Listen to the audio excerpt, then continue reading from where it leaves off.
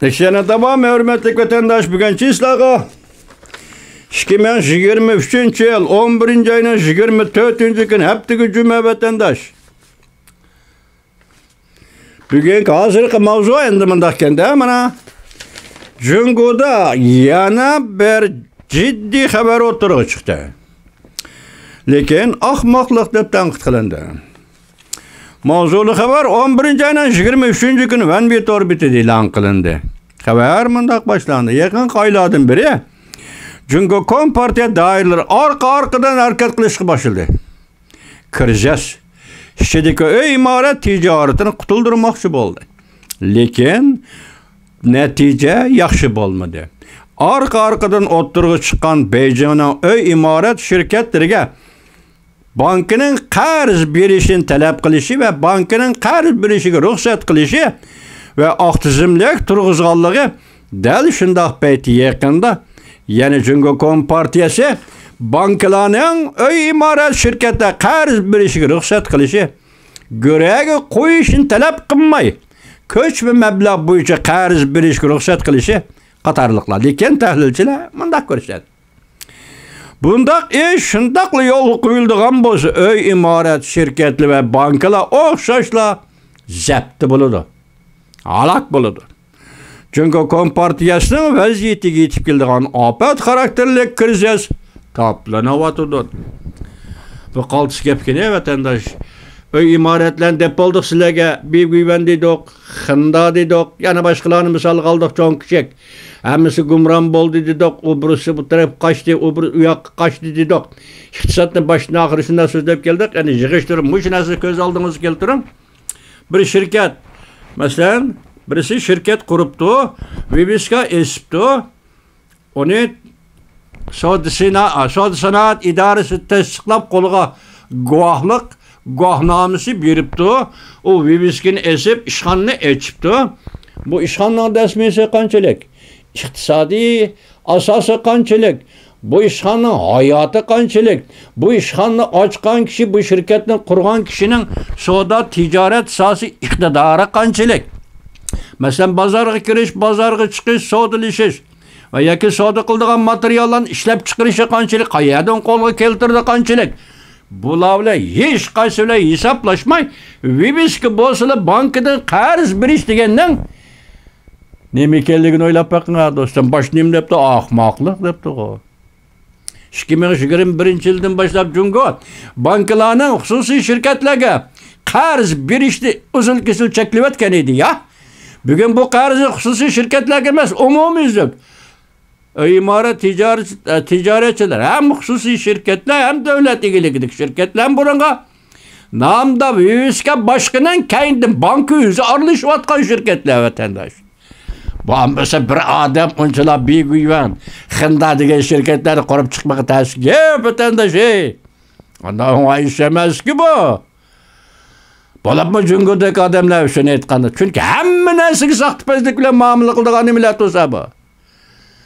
Haqiqiy odillik bir kuch bilan muomala qilma, hammaga soxtapazlik bilan muomala qiladigan to'sa bu qanday bo'ldi? Bugun butun bankini ezib yetib, sen shu shirkatlar qarz bersansan, men 80 kun, obzor 80 kunning gapini to'g'ri bo'ladi.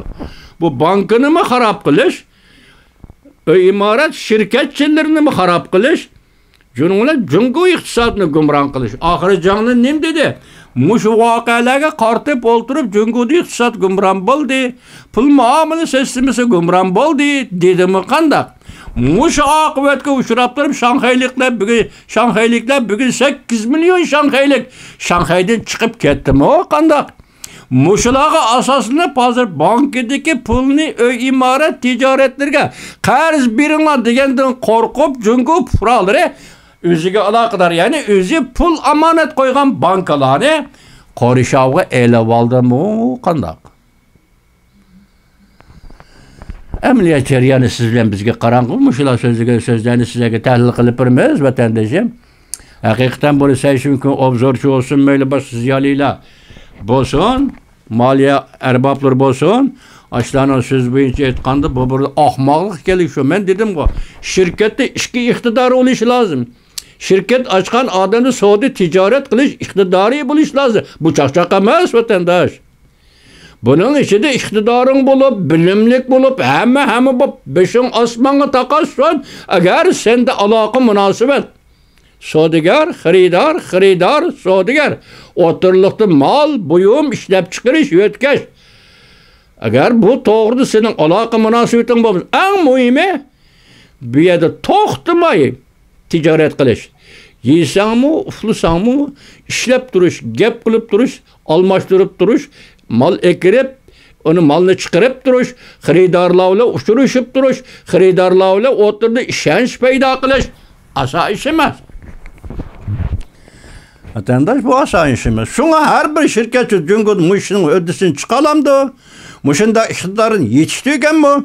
Muşunda tecrübini üzün vücudu toplagan mı? Bununla sen kılmay, onu hesap kalmay. Sen şirket viviskini astın mı? Bana kars. Bana bankının pul vermez. Bu ahmaklık vatandaş. Bu ahmaklık. Ahmaklık tepti o. Şuna canından nazar edildi. Yüzü hüküm kıldı canın. Belki muşunun asaslangan. Yani ki başka asası vardı. Nime dedi? Cüngüda pul amanet, yaka pul muamele sistemisi gümran oldu. Bunun münasebetli kaldı, arlıqtı bir silagi nimedik, Amerika Qoşmuş Ştatlarının Mastercard. Pul amanet, pul muamele şirkti cüngü kırdı.